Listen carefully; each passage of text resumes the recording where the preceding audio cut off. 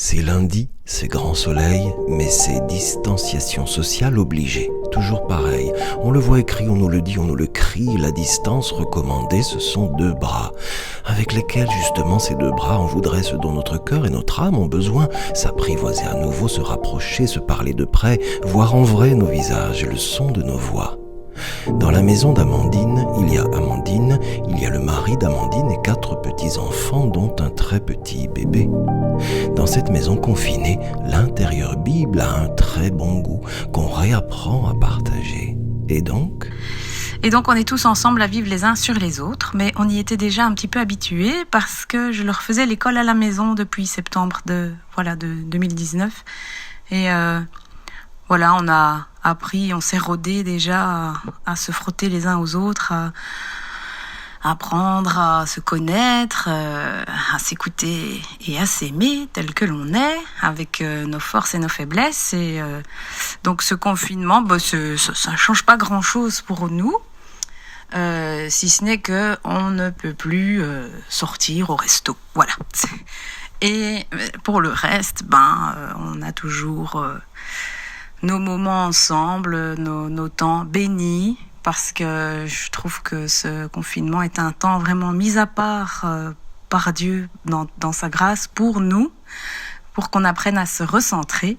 Et donc c'est un temps de grâce et de miséricorde que l'on vit très bien. quand ça va mal dehors, regardons ce qui va bien dedans, disent tous les pédopsies qui donnent de la voix ces jours-ci. Au lieu de nous centrer sur la menace, n'est-ce pas bon de tracer notre horizon dans la reconnaissance, être ensemble, tisser des liens nouveaux de tendresse, réapprendre à aimer mieux pour ne pas être assourdi par la peur, la panique ou l'impuissance? À quoi donner la place? Qu'est-ce qui donne du sens à tout ça? Quel choix, quelle grâce! La place de la Bible dans notre foyer, on essaye de lui donner la place centrale, la place centrale à Dieu, et donc on essaye de se nourrir de la parole de Dieu. Mais voilà, quand on a une grande famille, il faut trouver le temps. Donc là, je puise dans mes réserves d'adolescente, parce que je lisais beaucoup la Bible, et donc à chaque fois qu'il y a quelque chose, bien ou pas bien, les versets me reviennent dans la tête. Et ça, je voudrais donner cet encouragement-là aux jeunes. Tant qu'ils ne sont pas parents, profitez, lisez la Bible, puisez, faites des réserves, parce qu'après, on n'a plus trop le temps.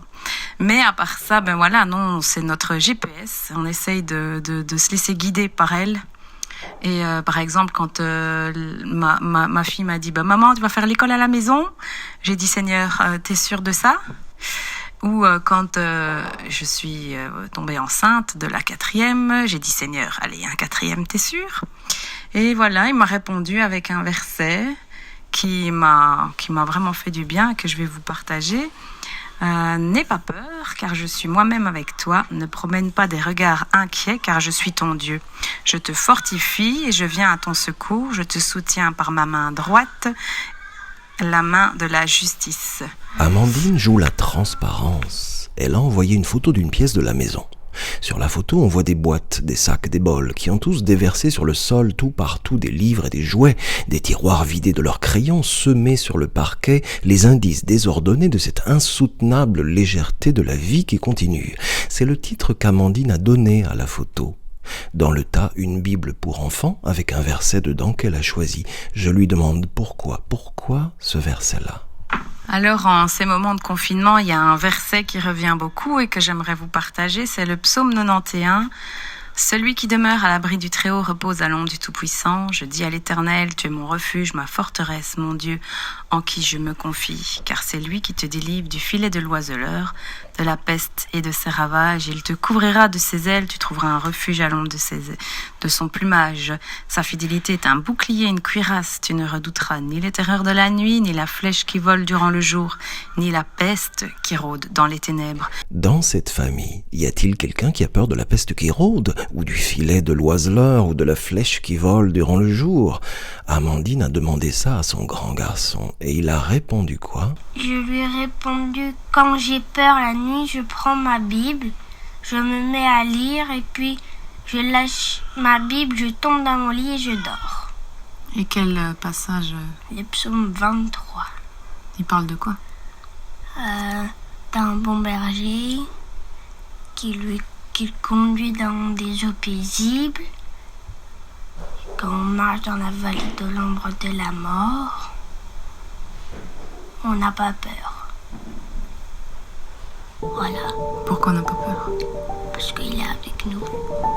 Et t'as peur pour le moment? Un peu, un tout petit peu. Avec le corona? Et tu crois que Dieu il va te protéger? Oui.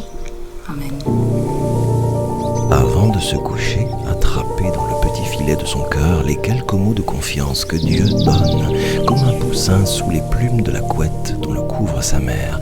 Et Dieu murmure encore: je lui donnerai une vie longue et belle, je lui montrerai que je suis son sauveur.